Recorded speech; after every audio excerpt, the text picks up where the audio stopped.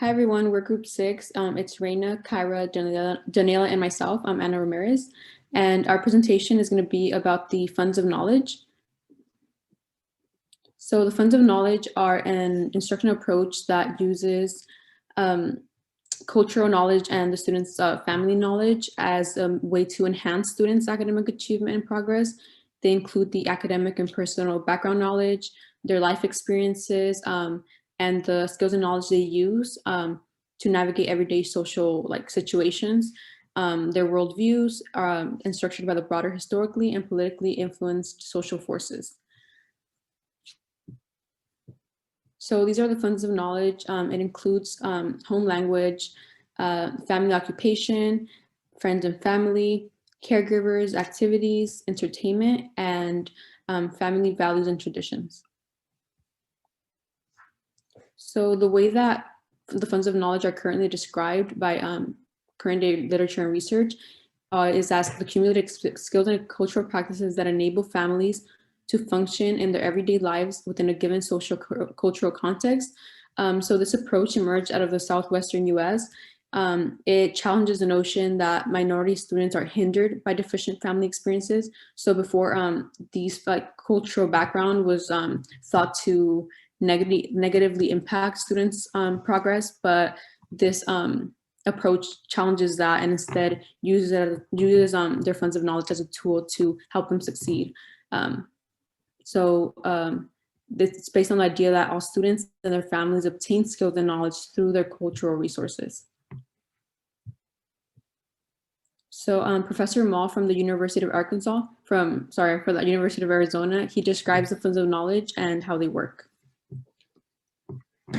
I'm Luis Mall, and I'm a professor at the University of Arizona. For several years, we have worked with a concept that we call funds of knowledge.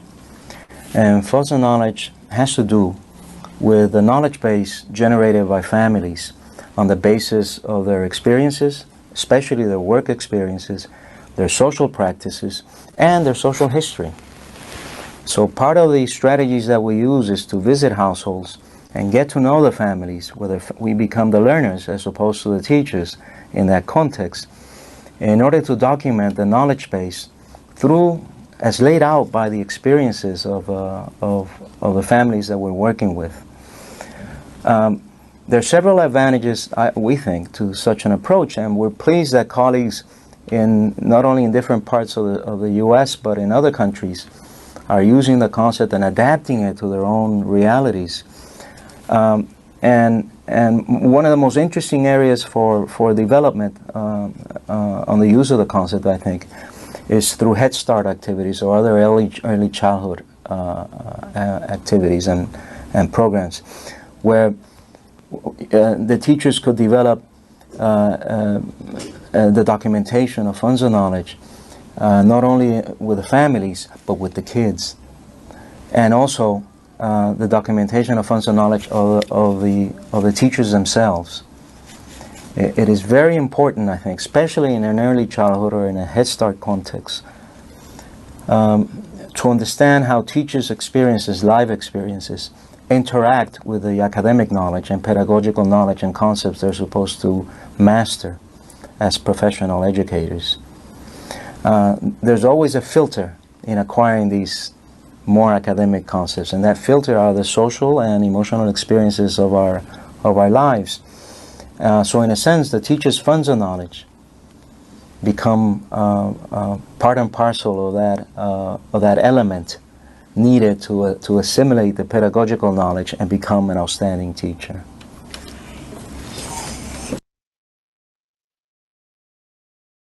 I'm Luis Mall, and I'm a professor.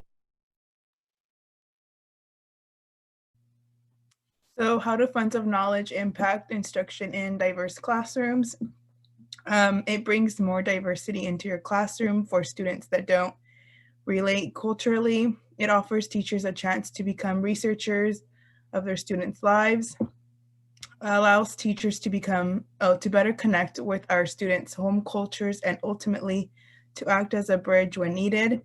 It creates a deeper connection to learning materials. How are funds of knowledge, student assets, and needs assessed and evaluated? One way to assess a student's funds of knowledge is by having a Q&A with the student and their caretakers. This would include asking questions such as how the family spends free time, the values and traditions of a home, etc.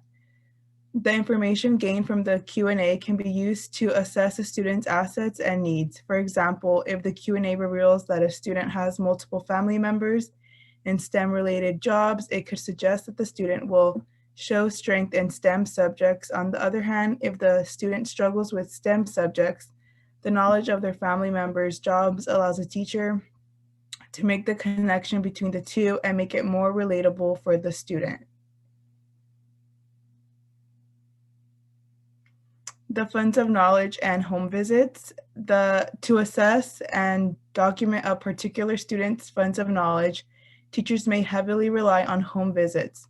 Some of the items discussed in these visits include the family's work history, hobbies, activities and interests, and literacy practices.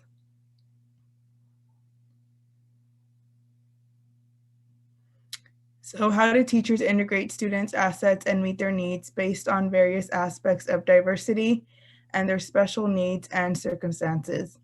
In order to meet the needs of their students, teachers need to integrate the students' assets by referencing the material to their knowledge, making meaningful connections between what students learn in school and their cultural, language, and life experiences help students understand the curriculum and develop higher level academic skills.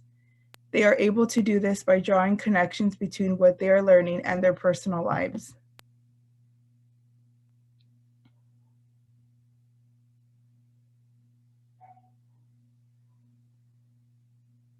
And then this is how to incorporate funds of knowledge into the classroom. So one way is by doing parent surveys. So in a few slides before, we kind of touched over this. So you send home surveys asking parents about students' home life and anything that might be important for the class. And then based on those surveys, you can plan classroom lessons by integrating the information obtained on surveys. And then we also have the student parent interviews. I actually did this one when I was in elementary school. So we interview our parents and they tell us about just a story of either their history or just how they grew up or their life in the United States. And then we ended up sharing that with the class, and we were able to bring our parents in as well too. So they can have more information on the presentation as well.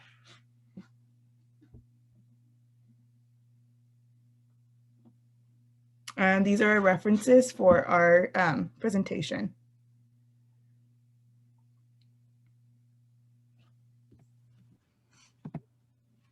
Okay, so now we're going to present our lesson plan.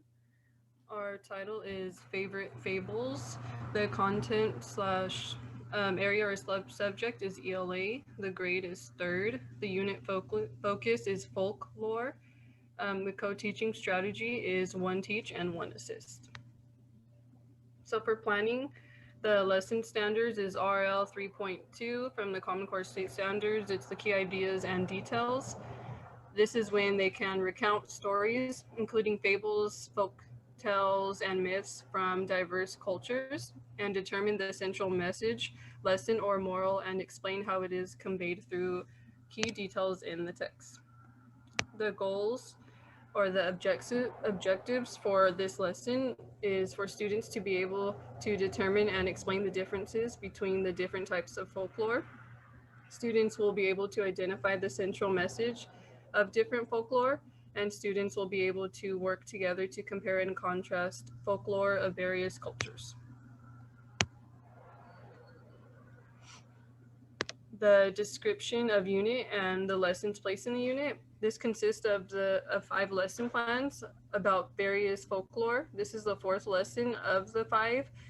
As students are able to define myths, folk tales, and fables, the students are at the point where they should be able to identify the central message and also be able to compare and contrast them. The essential questions that we have are what are myths, folk tales, and fables used for? What do you think the main differences between folklore are? How is folklore the same or different between various cultures? The assessments is at the beginning of the lesson. The students will do a quick writing on whether they brought in a myth, folk tale, or fable, and how they know what type it is, or able to identify what type of the reading is. At the end of the lesson, the students will draw an illustration of the central message from one of their group's members' folklore. The progress monitoring or checking for understanding during instruction is the teachers will check in on each group to answer any questions and check their work for mistakes or errors. Students will be asked to give a thumbs up or down at various points in the lesson to show if they are understanding what is going on and what they are doing. The materials needed for this lesson plan is one copy of a compare and contrast organizer per group, one copy of Paul Bunyan per teacher, 2 folklore webs per student, and 1 illustration sheet per student. So the essential vocabulary is myth, which is a story or group of stories that form part of the traditional knowledge of a society, usually involving supernatural people or events. A folk tale, a story that has been handed down for generations among the common people of a region. Fable, a short story that teaches a lesson. Characters are usually animals who speak and act like people. And then culture, the language, customs, ideas, and art of a particular group of people. So differentiation for this lesson, EL students will have materials available in their original language as needed. For high order thinking, students will be asked to explain their answers on the graphic organizers about the differences and similarities between their group's folklore. And students who perform above expected levels will be asked to apply the central message of their folklore to a real life scenario and explain how the message applies to the scenario. So for implementation, the warm-up will be that students will start the lesson with a reading of Paul Bunyan. Following the story, students will determine if the story is a fable, folktale, or a myth.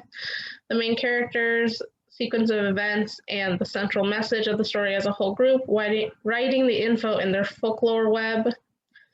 For the main lesson, students have been asked to bring in a piece of folklore from their family's culture/background in written form or memorized, because some students might have folklore that's been passed through their families orally, so that it works for this too.